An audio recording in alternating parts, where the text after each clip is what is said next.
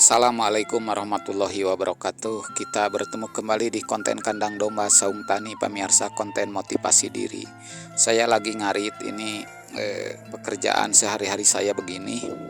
Konten kali ini jangan gengsi menjadi tukang ngarit, atau jangan segan, jangan gengsi, jangan malu untuk kita berprofesi sebagai peternak domba, karena di sana kita kokotoran ya, terus hujanan, papanasan, ya moe tonggong dan sebagainya, tapi nggak apa-apa.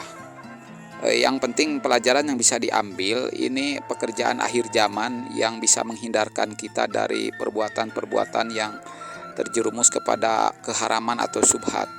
Bagi mereka yang bingung mencari pekerjaan setelah berhenti, kemudian bingung untuk menciptakan lapangan kerja, kalau ada kemauan, tekad yang kuat, bismillah, insya Allah berkah dengan ngarit. Karena apa? Karena para nabi dan para rasul dulu juga masa kecilnya dididik keras dengan cara memelihara dan menggembala kambing. Alasannya kenapa? Alasannya karena itu suatu didikan untuk diri kita sendiri agar bisa menghasilkan uang dari pekerjaan diri kita sendiri. Jadi artinya seorang pendakwah nanti setelah besar, setelah gede, setelah dewasa, tidak mengharapkan belasan atau pemberian dari orang lain gitu. Tapi dia seorang pendakwah itu harus hanya bergantung kepada, berharap kepada Allah SWT.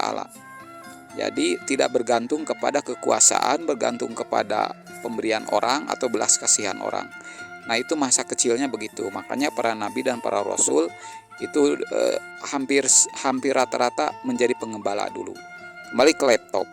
Bagi mereka yang susah mencari pekerjaan, ini pekerjaan yang barokah, nyunah, kemudian terhindar dari berbagai pekerjaan suap menyuap, sogok menyogok, kolusi, korupsi, kemudian terhindar dari pekerjaan riba dan lain sebagainya. Maka ini adalah jalan terbaik untuk bertobat, bersegera menuju ampunan Allah mumpung kiamat belum tiba. Begitu. Jadi nggak usah gengsi, nggak usah malu. Insya Allah ketika kita bersungguh-sungguh, manjada wajada, ketika kita bersungguh-sungguh untuk beralih ke jalan yang lebih baik, maka Allah akan membukakan pintu rezeki yang lain. Ditutup pintu rezeki yang satu, maka Allah akan membuka pintu rezeki yang lain. Ini hanya motivasi saja bagi mereka yang punya tangan, punya kaki, masih sehat, masih jag-jag, tapi diam di rumah, tidak mau bekerja, bergantung kepada istri yang bekerja di perusahaan, di pabrik, dan lain sebagainya. Cobalah ada inovasi diri, manfaatkan tanah-tanah orang tua, tanah saudara di kampung, kemudian untuk beternak domba, supaya rasa tanggung jawab seorang suami, seorang laki-laki itu di bekerja. Dan ini pekerjaan yang sunnah, yang berkah, karena kita hanya bertawakal kepada Allah. Banyak pengharapan dari sekian lama kita bekerja, beternak. Suatu saat insya Allah keberhasilan itu akan datang. Makanya bagi pemula temenang bosenan, jangan mudah putus asa. Memang ini pekerjaan yang akhir zaman, yang sekarang anak-anak muda tidak tertarik lagi, karena enaknya dengan kerja kantoran dan lain sebagainya. Tapi ini pekerjaan yang barokah, menghindarkan dari fitnah, dari kemungkaran, apalagi kita menyendiri untuk menyelamatkan akidah kita di gunung, kemudian beternak domba, kemudian beribadah kepada Allah, mendekatkan diri. Apa nama barokah? Karena apa? Karena domba itu bisa diambil, kata Imam Al-Qurtubi, barokahnya itu domba itu bisa beranak pinak dalam waktu 2,5 tahun 3 kali ya.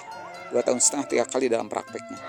Kemudian cepat beranak pinak. Kemudian bisa diambil kulitnya, diambil susunya, diambil dagingnya, bisa dipakai untuk beribadah, untuk berkurban, akikah, bisa dipakai bayar dam, dan bisa membuat hati pemiliknya menjadi lembut.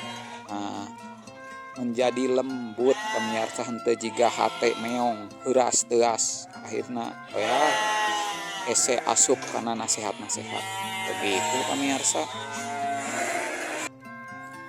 Nah itu mah hanya semangat pemirsa, hanya penyemangat diri saya sendiri, tapi saya ungkapkan di sini di konten ini mudah-mudahan ada sesuatu hal baik yang bisa diambil oleh pemirsa atau para penyimak konten kandang domba saung tani semuanya gitu.